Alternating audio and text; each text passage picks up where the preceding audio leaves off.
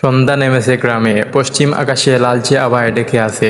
ধান খেতে হালকা বাতাসে দুলছে সবুজ শীষ। এই গ্রামের এক কোনায় ছোট্ট কুড়ে করে তাকে রামু চাষি ও তার একমাত্র মেয়ে মালা। রামু সারা জীবন পরিশ্রম করে গেছে, ধানের জমিতে কাজ করেছে, মানুষের জমিতে দিন মজুর হয়েছে, কিন্তু কপালে সুখ জুটেনি। মালা ছিল অসাধারণ সুন্দরী, মালাই তার একমাত্র আনন্দ। তার চোখে ছিল গভীর নদীর মতো প্রশান্তি, আর কথায় ছিল সহজ সরল ভালোবাসা। সে চুপচাপ বাবার পাশে দাঁড়িয়ে ধান কাটে, রান্না করে, হাটে গিয়ে সবজি বিক্রি করে। লেখাপড়ার ইচ্ছা ছিল, কিন্তু অভাবের কারণে পঞ্চম শ্রেণীর পর আর স্কুলে যাওয়া হয়নি। একদিন হাটে গিয়ে মালার সাথে দেখা হয় আরেকজন যুবকের সঙ্গে, নাম অর্ণব। শহর থেকে এসেছে, ক্যামেরা হাতে, গ্রাম জীবন নিয়ে ডকুমেন্টারি বানাতে। পাজামা পাঞ্জাবি সজ্জিত, নরম স্বভাবের এই ছেলেটি আলাদা ধরনের। মালার দিকে তাকিয়ে এসে বলেছিল, আপনারা ধান কাটেন কিভাবে, একটু শিখিয়ে দিবেন? মালা প্রথমে কিছুটা লজ্জা পেয়েছিল, শহরের ছেলেদের সে খুব একটা চেনে না। কিন্তু অর্ণবের চোখে যে শ্রদ্ধা আর সততা ছিল, তা মালার মনে ধীরে ধীরে জায়গা করে নেয়। পরদিন অর্ণব এলো মালাদের খেতে। মালা তাকে দেখালো কিভাবে ধান কাটা হয়, কেমন করে শীষ বাঁধতে হয়।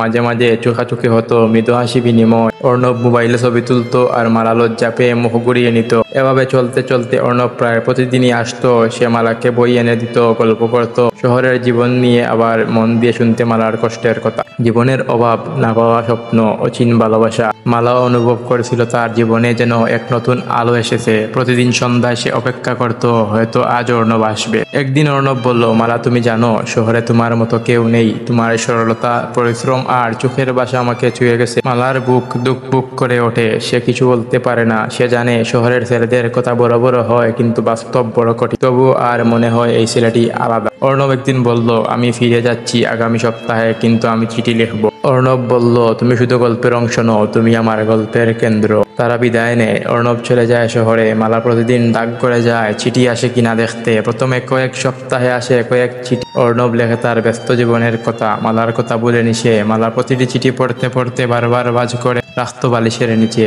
কিন্তু এক সময় চিঠি আসা বন্ধ হয়ে যায়। মালা বুঝতে পারে শহরের জীবন, ব্যস্ততা, আলাদা শ্রেণী, সবকিছু একসঙ্গে এক বাধা হয়ে দাঁড়িয়ে আছে তাদের মাঝে। সে তার অভিযোগ করে না, কাঁদেও না। সে বাবার সাথে মাঠে যায়, আগের মতো ধান কাটে, কিন্তু তার চোখে এখন পরিণত মানুষের দৃষ্টি। বছর দুয়েক পর হঠাৎ একদিন গ্রামের স্কুলে এক সেমিনার হয়, গ্রাম উন্নয়ন ও নারী শিক্ষা নিয়ে। শহর থেকে অতিথিরা আসে, তাদের মধ্যে একজন ছিল অর্ণব। তাকে দেখে মালা হতবাক হয়।